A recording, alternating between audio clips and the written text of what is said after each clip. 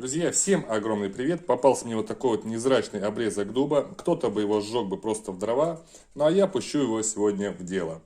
Вот, сделаем оригинальную идею. Так что вам всем приятного просмотра, досмотрите ролик до конца и не забудьте подписаться на канал. Ну а первым делом мы сейчас вот эту часть отторцуем, уберем, она нам не нужна.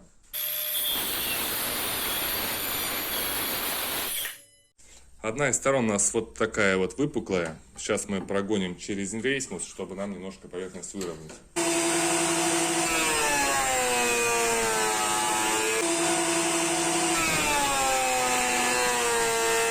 В итоге получаем вот такой вот обработанный кусок. Ну вы посмотрите, какая красота, как золото переливается. Это просто, ну, природа, конечно, сказка. Прям вообще, так самому даже не придумаешь. Видно, да, как переливается золото? Навскидку сделаем квадратик 140 на 140, чтобы кусок этот остался, я потом его куда-нибудь в другое место пущу.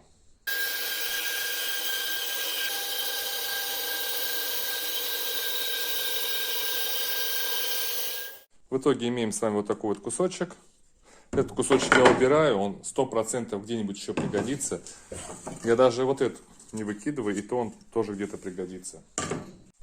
Сделал такую мини-опалубку, это скотч, и все посажено на термоклей. И по бокам все швы также прошел термоклеем. Все это временем уже проверено, не протекает, то есть все будет отлично держаться. Смолу буду использовать вот такую кристалл, она правда до 15 мм заливка, но у меня чуть побольше будет, но за счет того, что деревяшка здесь, я думаю, ничего страшного не будет. Она 2 к 1 мы сейчас, и потом уже 175 компонент АБ.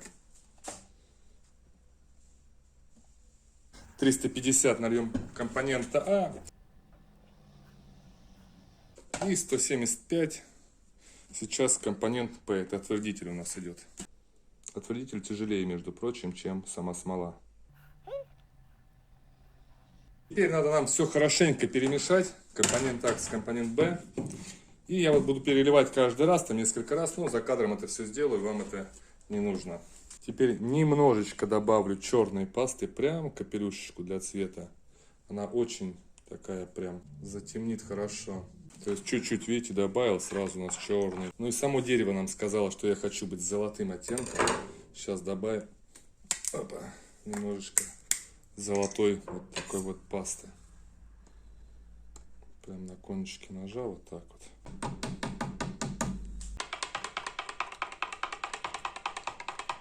Так как нам нужно сейчас залить не только вот это отверстие такое глубокое, но и надо вот эти трещины, чтобы они скрылись, потом были в смоле.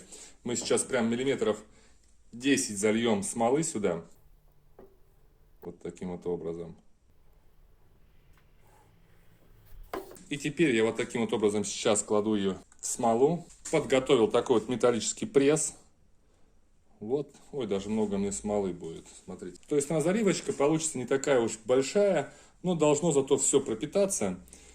И получится у нас шикарный слой. Потом вот это придется вверх немножко снять. Нам нужно будет чистое дерево. Оставляем это теперь на 18 часов. Так, если у меня осталась смола, решил, что просто так, что дело пропадать. И всем так советую делать. Вот взял такие обрезочки, гнилушечки. Сейчас их прямо на термоклей посажу, чтобы они у нас потом не всплыли. И также их залью остатками смолы. Что пропадать добру зря. Да, вот такого вот плана получается из обрезков. Ну, это уже обработанные, отресмусованные такие вот кусочки. И можно будет делать шикарные ручки. Кстати, потом можно делать вот такие вот ручки. Также были залиты остатки в такую же красоту. Друзья, смола застыла, полимеризовалась. Здесь хорошо вовремя увидел, вернее, что начали заливочки всплывать, деревяшки. Пришлось вот таким вот образом прижимать. Это я сейчас уже за кадром убрал. Теперь разбираем нашу опалубку. Видите, как прочно термоклей держит.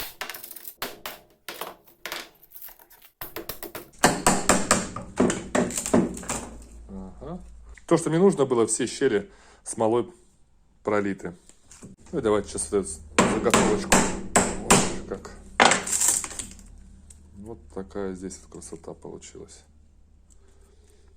100% 2 хорошие ручки, либо даже 3 можно будет сделать. Друзья, ну нашу заготовку я сейчас за кадром сделаю, пропущу через рейсмус, уберу все вот лишнее, оставлю только одно дерево, чтобы было. И наши поры, наши щели будут залиты смолой. По итогу мы получаем вот такую вот поверхность. Да, конечно, перерасход смолы получился, но зато у меня все щели, все микрощели, все залито. Такая вот деревяшечка получилась, прям класс. Теперь я тут наметил сейчас центр, ну приблизительно, и идем на ленточную пилу.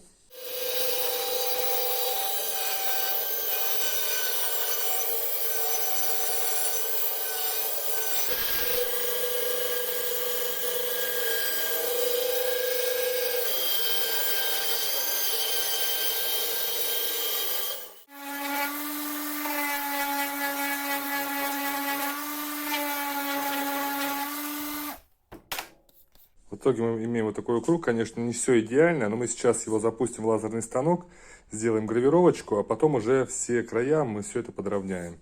Смотрится это вот так вот сейчас, все шикарно прям, да, цвет такой. Будущие часы я установил, задал в программе векторный файл и сейчас пустим его на печать.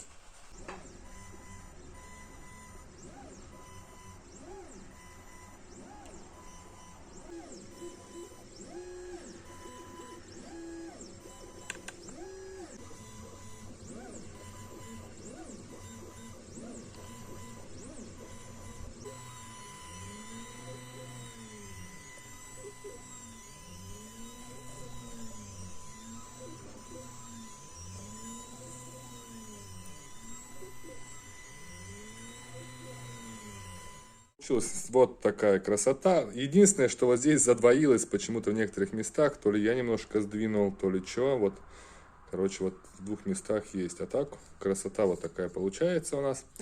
Есть центр. Сейчас сделаем здесь сквозное отверстие.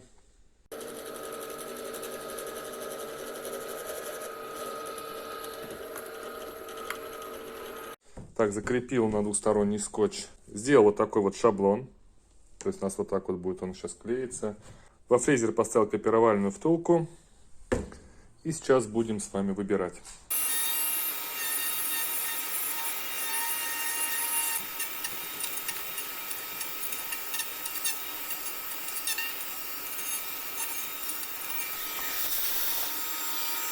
Так, как видите, углубили паз. Сделали. Теперь надо нам оторвать наш шаблон. Попробовать его не испортить лично. И теперь оторвать нашу заготовку.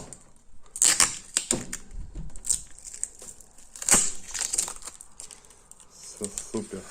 Вот здесь вот видите, как бывает, если ты фрезер не останавливаешь, то можно сделать небольшой скол.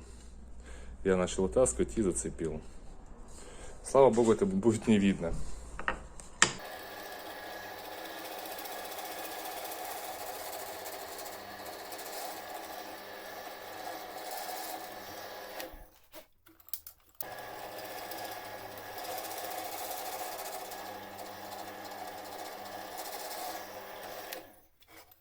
Теперь покроем все это дело перламутром и будем насухо вытирать.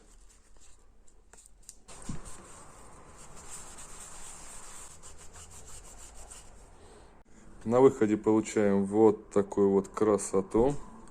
Делаем вот такую вот простенькую подставочку. Диаметр 250, высота произвольная. Кому как нравится. Вот наше отверстие теперь вставляем во второе отверстие.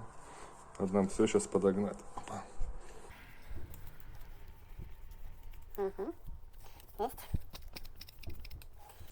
Так. Берем механизм от часов. Можно парочку капелек клея. Переворачиваем и устанавливаем. Все, они у нас плотненько встали. Сейчас клей подсохнет.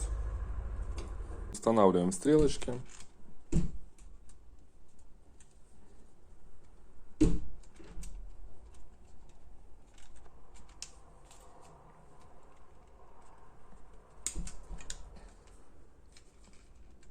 Установил батареечку, и в итоге у нас получилась вот такая вот красотища.